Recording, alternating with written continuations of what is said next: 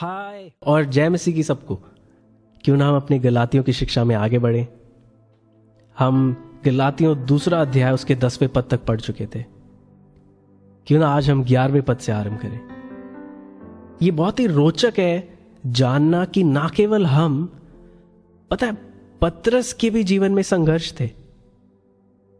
हां, एक समय ऐसा था जब वो प्रभु यीशु के साथ, जब 12 चेले थे और पतरस कई गलतियों को कर चुका था।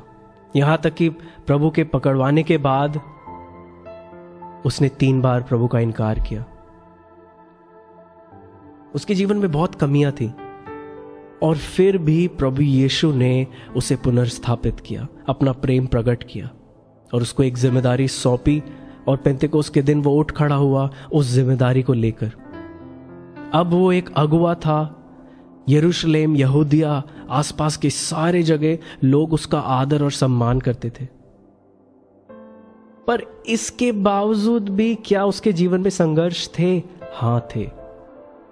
पता है, कभी कभी हम सोचते हैं, जब हम प्रभु के जनों को देखते हैं, हमें लगता है कि शायद जो संघर्ष हमारे जीवन में आते हैं, जो परीक्षाएं हमारे जीवनों में आते हैं, शायद उनके जीवन में ये सब नहीं होता, क्योंकि वो अभिषिक्त हैं। वो जो अभिषेक उनके ऊपर है, शायद उनको इन बातों से दूर रखता है। नहीं मेरे प्रियो, वो भी इंसान ही तो है हमारी तरह। पतरस भी था तो इंसान, उसके जीवन में भी संघर्ष थे। और यहां क्या हुआ? 11वें पद में लिखा है, पर जब कैफा अंताकिया में आया तो मैंने उसके मुंह पर उसका सामना किया। किसने? पौलुस ने। अब देखते हैं किस बात पर सामना किया। क्योंकि वह दोषी ठहरा था। 12वें पद में लिखा है, इसलिए कि याकूब की ओर से कुछ लोगों के आने से पहले वह अन्य जातियों के साथ खाया करता था, परंतु जब वह आए तो खतना किए हुए लोगों के डर के मारे वह पीछे हट गया और किनारा करने लगा। अब देखो यहां क्या हुआ। पतरस को यह प्रकाशन मिल चुका था। अगर आपने प्रेरितों के काम 10वें अध्याय को पढ़ा है, जब वो कुरनेलियुस के घर गया, उसको यह प्रकाशन मिल चुका था कि प्रभु ना केवल यहूदियों के लिए वरन अन्य जातियों के लिए भी आया और अन्य जातियों का भी उद्धार का कार्य उसने क्रूस पर पूरा किया है। पर ये सारे यहूदियों को नहीं पता था। और जब वो अंताकिया गया, पौलुस कह रहा है कि जब तक और कोई वहां नहीं था, अन्य जातियों के बीच पौलुस जब सेवा करता था और पतरस वहां आया, ये सब मिलकर संगति करते थे, एक साथ भोजन करते थे। पर जब याकूब की सेवा से कुछ लोग आए और वो यहूदी थे, लिखा है यहां पे, उनको देखकर पतरस धीरे से किनारे हो गया। वो उन लोगों के बीच से हट गया। क्यों? सवाल ये उठता है कि ऐसा क्या हुआ कि वो उनसे दूर हो गया? मनुष्य का भय।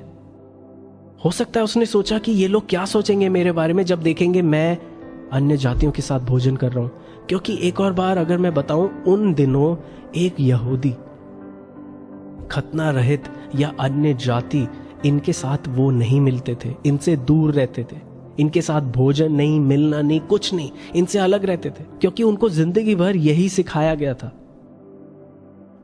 और अब जब ये प्रकाशन खुला तो सबको इस बात पर विश्वास नहीं था। प्रभु उनके हृदयों में काम कर रहा था, पर उनके मन में फिर भी संदेह था। और पौलुस की बुलाहट थी अन्य जातियों के प्रति और पतरस की बुलाहट थी यहूदियों के लिए। और इस बात को ये दोनों जानते थे और एक दूसरे का आदर भी करते थे। पतरस ने जब देखा उसके भाई, जहां उसकी बुलाहट है, ये लोग आ रहे हैं, उसने उनको दुख पहुंचाना सही नहीं समझा। वो नहीं चाहता था कि उसके इस हरकत के कारण, इस कार्य के कारण वो बुरा माने। पर ये क्या है? मनुष्य का भय। और ये गलत क्यों है?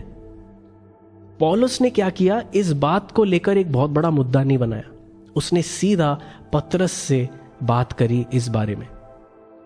और ये बहुत जरूरी है जब हमें किसी ना किसी के प्रति कोई सवाल होते हैं या कोई बात हो गई जो हमें सुलझानी है, बुद्धि का उपयोग करना यही होगा कि हम सीधा उनके पास जाएं जिसके प्रति हमारा ये वाद विवाद है, जिनसे हमें ये बातों को क्लियर करना है, ना कि एक दूसरे के पास जाएं और इधर उधर की बात फैलाएं। कि इस बात का भय था पतरस को कि जिनके प्रति इसकी बुलाहट थी, कहीं वो लोग बुरा ना मान जाए। अब आप सोचोगे कि अगर सारे विश्वासी थे और सबको यह पता था कि परमेश्वर का पुत्र सबके लिए मरा, तो ये अलगाव किस बात का? अगर आप इफिसियों 2 के 14 और 15 को पढ़ोगे, उसमें लिखा है, क्योंकि वही हमारा मेल है। कौन?